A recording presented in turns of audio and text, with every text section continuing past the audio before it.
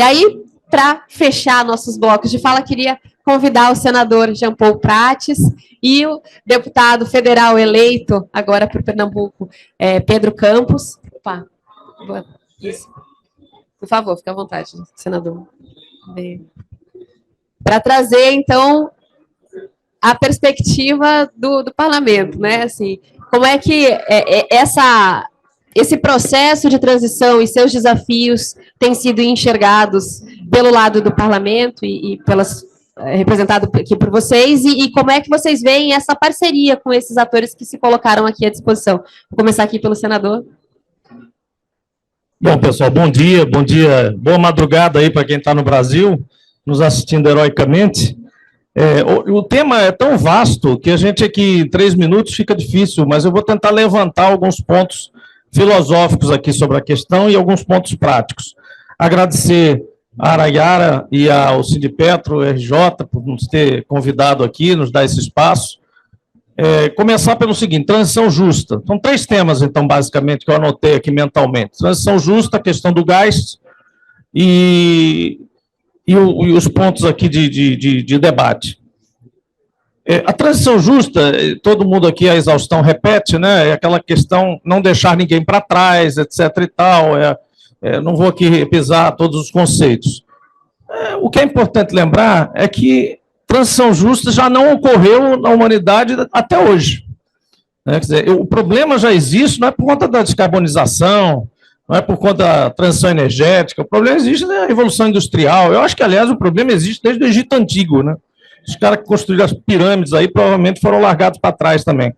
Então, é um problema da humanidade, é um problema da evolução, né, da humanidade, que muitos consideram, às vezes, que não é evolução, né? Mas, na verdade, é esse problema que a gente está vivendo. E é esse problema que um processo aparentemente, e não só aparentemente, mas um processo positivo, como a descarbonização, a transição energética como capítulo dela, traz para a humanidade, que leva a efeitos, né, em cima das pessoas. Eu estou falando palavras muito simples, sem muito conceito, porque a gente, quando vem para a política, tem que falar para todo mundo, né? Então, assim, gente que está assistindo aí, pessoas, são as pessoas que precisam de conforto, né, precisam de segurança, precisam não ser afetadas a ponto de ficar, como, por exemplo, um exemplo tipo que eu dou, da pesca artesanal no Brasil. Eu venho de um estado, Pernambuco também, onde existem pescadores artesanais. E cada vez que eu vou visitar as cidades onde existe a pesca artesanal, eu fico pensando, rapaz, será que esse filho desse cara e o neto desse cara vão querer fazer o que esse cara faz? Que tipo de proteção social a gente dá para essas pessoas? Será que essa atividade ainda é viável, inclusive? Né? Quer dizer, aquilo ali de arriscar a vida e ir para alto mar. Então, é a mesma coisa. Esses pensamentos nossos aqui de um evento como esse da COP27 não são mais do que pensamentos infantis, no bom sentido. Nós e nossos filhos estão lá nas escolas discutindo exatamente isso, para onde é que o mundo vai, como é que fica quem trabalha na rua, se tem um aquecimento global. Às vezes não para pensar, às vezes, esses dias eu estava vendo um texto onde dizendo que o aquecimento global vai afetar o pessoal que faz coleta de lixo. Afeta. Se você tem um mundo mais quente, um mundo mais inóspito, mais severo, do ponto de vista das condições climáticas, todo mundo que exerce atividades externas, desde o coletor de lixo até o cara que conserta o poste de luz, que não tem quem substitua, pelo menos por enquanto, né, sofre imediatamente com esses efeitos. E essas pessoas na cadeia nossa de petróleo e gás, setor de petróleo e gás, são muito semelhantes a isso. Quem substitui uma pessoa que está embarcada numa plataforma? Se isso fosse possível, todas as plataformas hoje já seriam totalmente automatizadas. Não são, por alguma razão. Então, alguém está lá no sol, no meio do mar, para produzir petróleo, e também estará para produzir, se for renovável, e também estará, enfim. Nós não vamos deixar de ter humanoides em funções relativamente expostas às intempéries climáticas e à rigidez do clima, né? Então, essa é a primeira coisa. Depois, essa questão que você falou da participação social geral. Um processo desse, se vier de cima para baixo, se for uma coisa imposta, se for uma coisa que nós, Pedro, fizermos no Congresso de cima para baixo, ou com o governo quiser impor de cima para baixo, não funciona. Como não funcionou nunca, como eu digo aqui, desde a Revolução Industrial. É preciso, sim, a força institucional na aplicação, no chamado enforcement, né, desse processo. Mas a criação dele, a concepção dele, e essa é a grande crítica que a gente deve fazer ao governo atual, é que não ouvir ninguém te dá uma responsabilidade que você não consegue assumir. A responsabilidade de não poder errar sozinho, de achar que sabe tudo. Porque transição energética e transição justa, como eu comecei dizendo aqui, são temas tão interdisciplinares que é impossível uma pessoa só, ou mesmo um grupo pequeno, ser proficiente o suficiente para fazer um bom trabalho. Então, se não mais por outra razão, se não pela nossa própria razão orgânica, política, de consultar as pessoas, de consultar os movimentos, de ter organizações que vão se juntando em teias e que acabam compondo um mosaico de ideias, de sugestões e até de diretrizes mesmo, como vocês aqui, como na CUT, temos a cartilha, até recomendo o pessoal bater, tem 2 cartilhas aqui que tem a ver com esse tema, que vale a pena baixar, a da CUT e do Araiara. Então, são 2 cartilhas excelentes, muito resumidas e extremamente ilustrativas do processo de transição justa. Então, deixar só esse tema aqui de início. A questão do gás, veja, a gente que é egresso do petróleo, veja, eu venho de um estado onde eu, sem querer me gabar absolutamente, mas como secretário de Energia, lá em 2003 a 2010, consegui mover, né, liderar, digamos assim, com muito mais gente também, com a força também da governadora Vilma, na época, presidente Lula, 2003 a 2010, uma transição energética real, efetiva. Eu venho do estado, o Rio Grande do Norte, que era o primeiro estado produtor de petróleo em terra do Brasil, vocês sabem, e hoje é o primeiro estado produtor de energia eólica do Brasil, em menos de uma década. Nós chegamos a 2010, de 2003 a 2010, nós fizemos, de fato, uma transição energética. Mas teve dores. Pergunte a quem era de Mossoró lá, como sofreram, né? Quantas vezes a presidente e o presidente da Petrobras estiveram justificando ao Rio Grande do Norte, especialmente as regiões produtoras, Aldo Rodrigues, Guamaré, Mossoró, Serra Rosado, enfim, as regiões de produção direta, como é que aquela transição estava ocorrendo e como era necessário que o setor, e aí o setor eólico, absorvesse parte, e acabou acontecendo. Mas eu diria que isso foi meio que aos trancos e barrancos, porque não era da Petrobras para a Petrobras, não era da Petrobras para a Eletrobras, não era de uma empresa para outra. Era de uma empresa e algumas satélites para várias outras empresas num setor completamente diferente. Nós tivemos que participar disso, capacitando, qualificando, as escolas federais, os institutos federais que o governo federal, na época, o presidente Lula, o presidente Dilma e a própria governadora Fátima Bezerra, hoje, na época como deputada, ajudaram a criar, foram essenciais. Nós hoje temos pessoas formadas para energia eólica que foram formadas em João Câmara, na região do Mato Grande, sem jamais ter passado por uma escola em Natal. Não saíram de lá. E hoje tem diretor de empresa espanhola formado no IF de João Câmara. Então, esse tipo de exemplo, claro que são pontuais, tem muito defeito também, não é tudo perfeito, né? Tivemos muitos problemas, como eu disse, mas são uma transição, digamos, energética justa e acompanhada por várias instâncias. Os governos dos estados, por exemplo, têm um papel extremamente importante. Normalmente eles se abstêm, porque eles dizem, isso é um assunto federal, isso aí é a Câmara dos Deputados, é o Senado, é o governo federal, é o Ministério, é a ANP, é a Petrobras, até de uma certa forma indiretamente, eu não tenho que me meter. Tem que se meter. Essa transição que eu estou descrevendo aqui foi basicamente conduzida pela Secretaria de Estado de Energia. Né? Então, há um papel importantíssimo, e nas comunidades também, enormemente.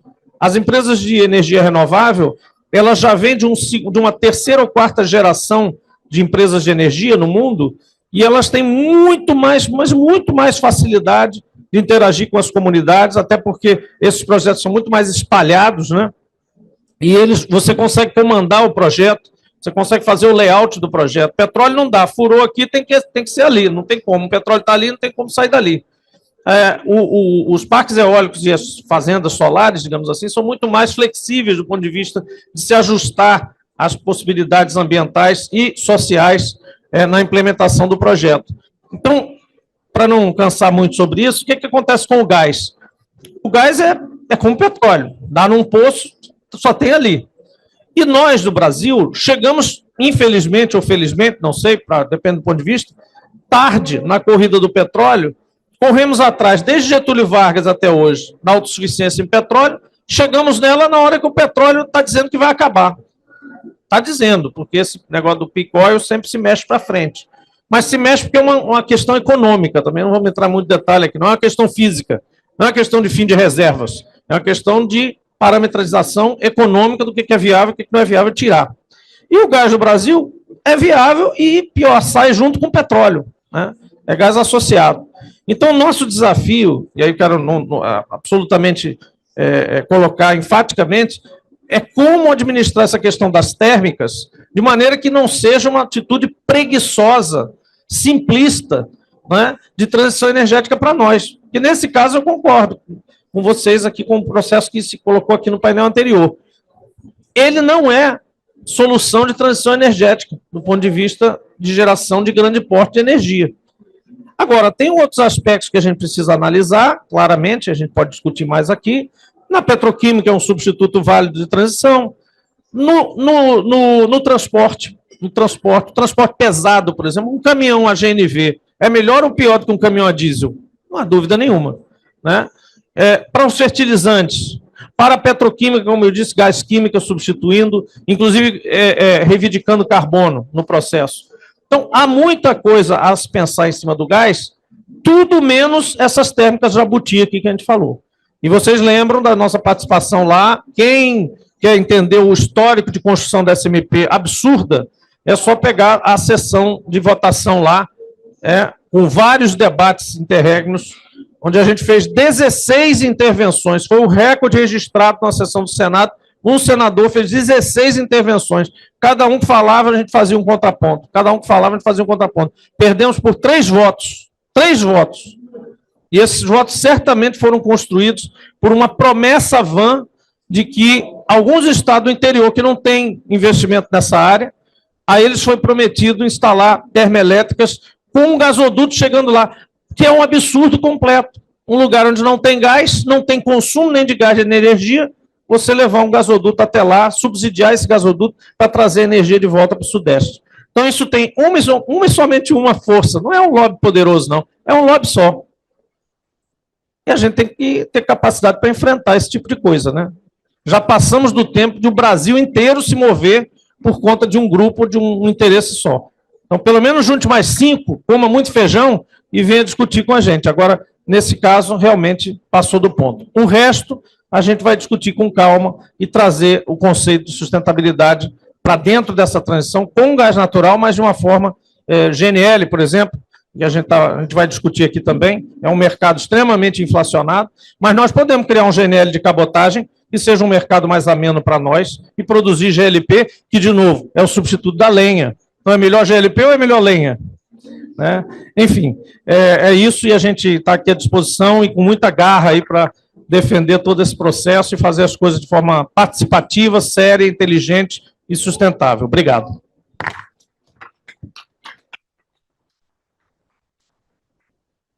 Bom dia a todas e todos. Dizer primeiro que para mim é uma alegria, uma satisfação enorme estar participando desse painel que hoje é 100% nordestino, né, algo bem raro e difícil da gente assistir aqui na COP27.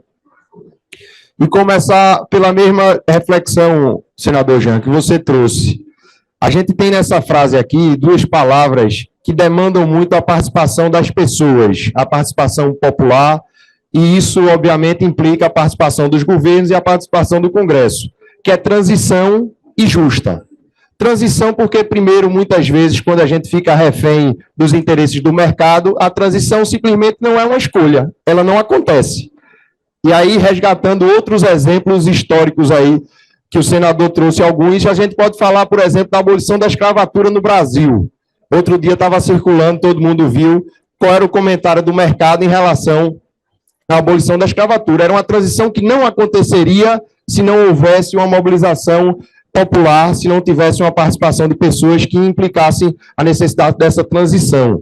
A gente vê também a dificuldade que se é falar no Brasil novamente e você ter justiça social e justiça social dentro do orçamento. É uma transição também que vai precisar de participação popular, participação e apoio das pessoas. E quando essa transição acontece, sem essa participação pelas forças do mercado, a gente tem a dificuldade de encontrar a segunda palavra, que é a justiça.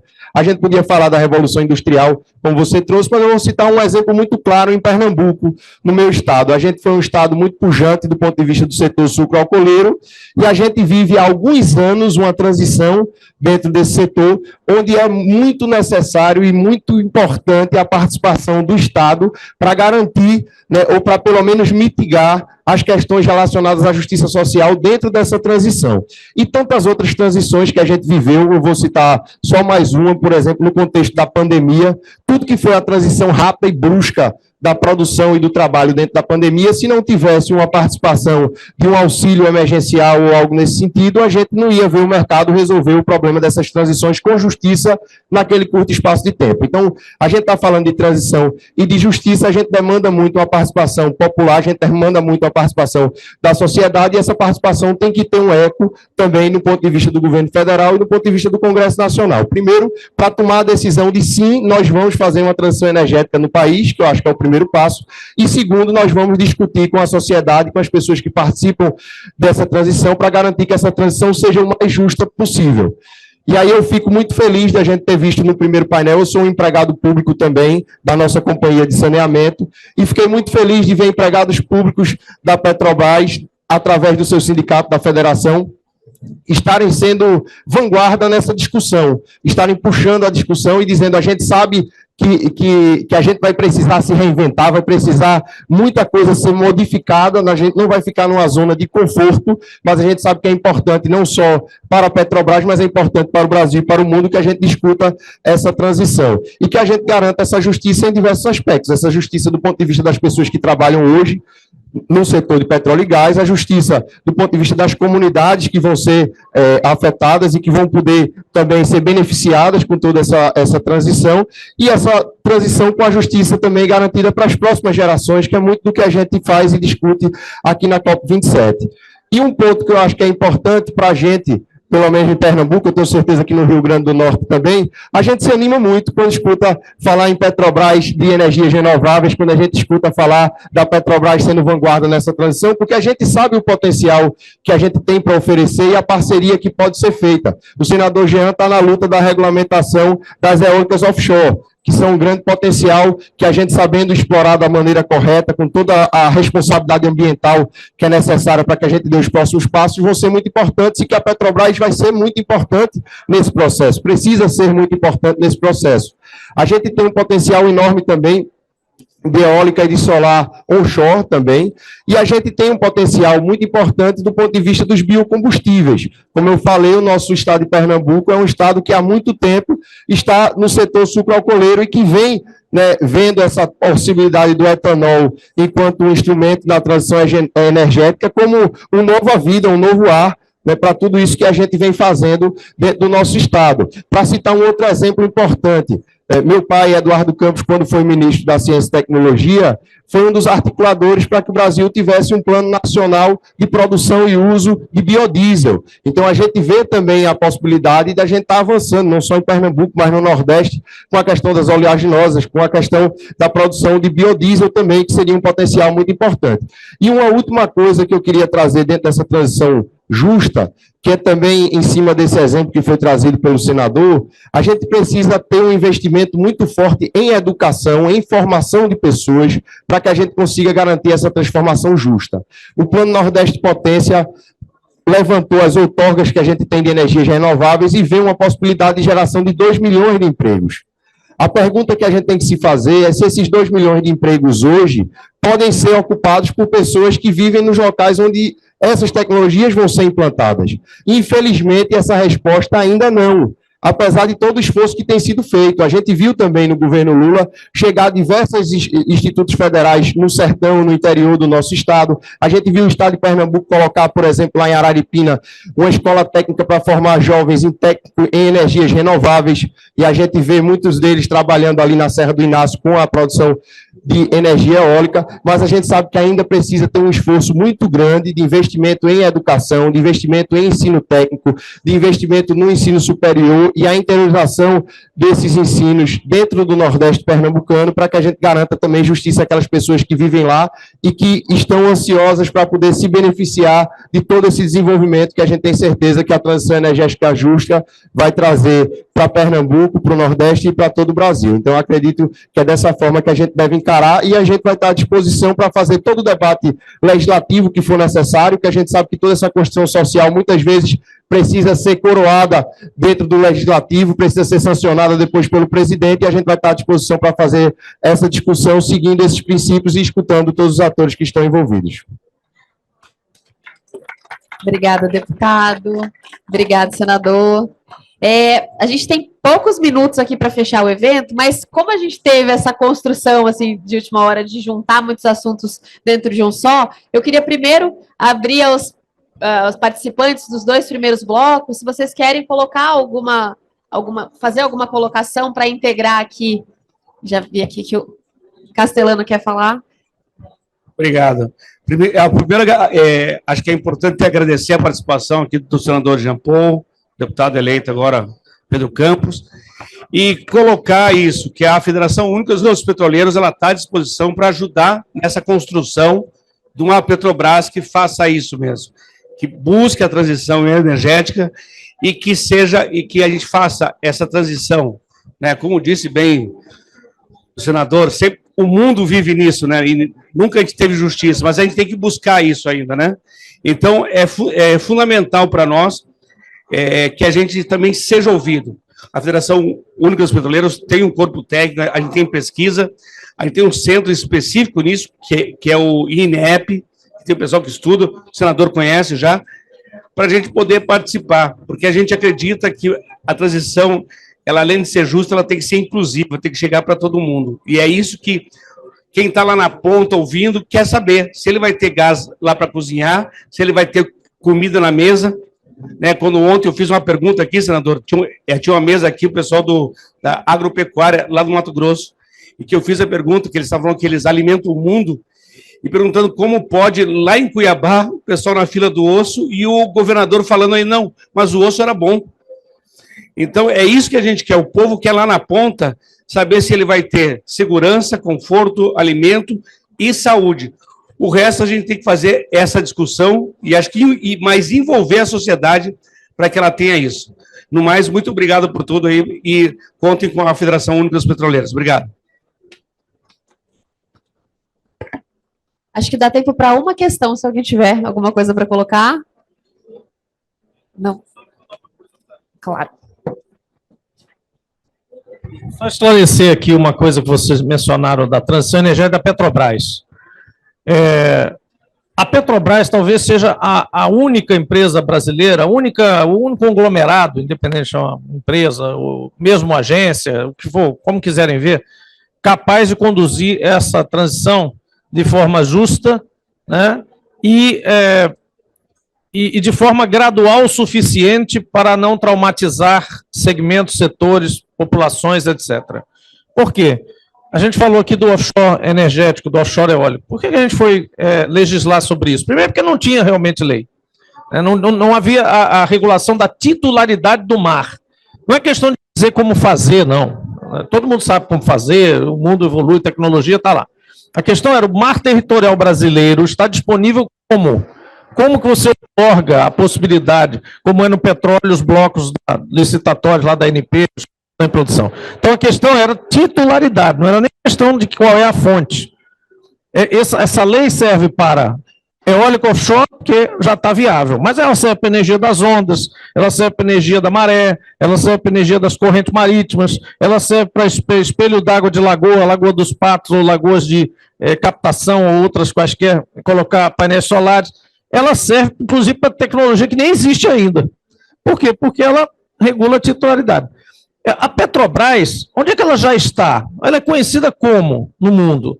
The Offshore Company. Então é mais do que natural que ela migre, inicialmente, para eólico offshore.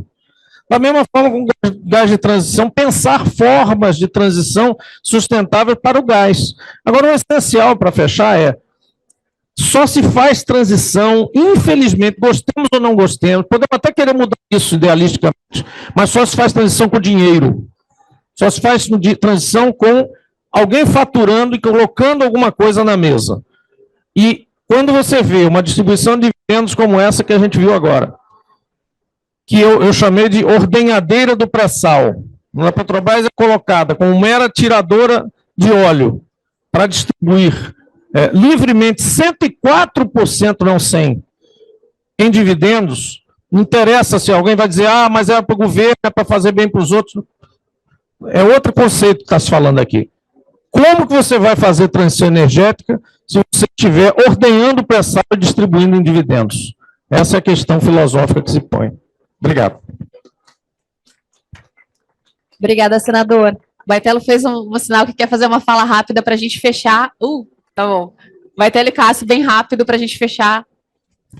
É só reforçar, agradecer a presença do Jean Paul e do Pedro Campos. A gente falou muito de gás, a gente falou muito da parte fóssil, mas para dizer também que tanto o IEMA quanto as organizações da coalizão estão observando, né, e fazendo estudos sobre a integração, né, sobre o que está faltando e o que a gente pode avançar nas energias renováveis em termos de regulação. A gente está olhando para armazenamento, né, que vai poder ajudar enormemente, né, a complementação de eólica, onshore, offshore, solar centralizada, solar distribuída, e a gente está olhando muito para a transparência dos processos, né, de licenciamento, né, que faltaram um pouco, como mencionado aqui pelo Araiara, né, nesse leilão do dia 30 de setembro, então, para aumentar a transparência desses processos e trazer a informação e poder fazer o debate aqui conjunta e equitativa. Obrigado. Rapidinho, agradecer ao Pedro, ao senador Jean, e complementar, quando o senador menciona que só se faz transição com dinheiro, eu complemento falando que a transição só é feita com o Estado dando a linha, sendo protagonista num processo de transição energética com justiça social. É isso. Obrigada, pessoal. Acho que, na verdade, o que fica claro é que é o começo, né, de uma conversa, e fico feliz que isso tenha começado aqui de uma maneira tão simbólica. Então, eu queria chamar os participantes para a gente tirar uma foto aqui e já seguir para o próximo evento ali no stand vizinho. A foto também, né? A gente vai estar em quanto?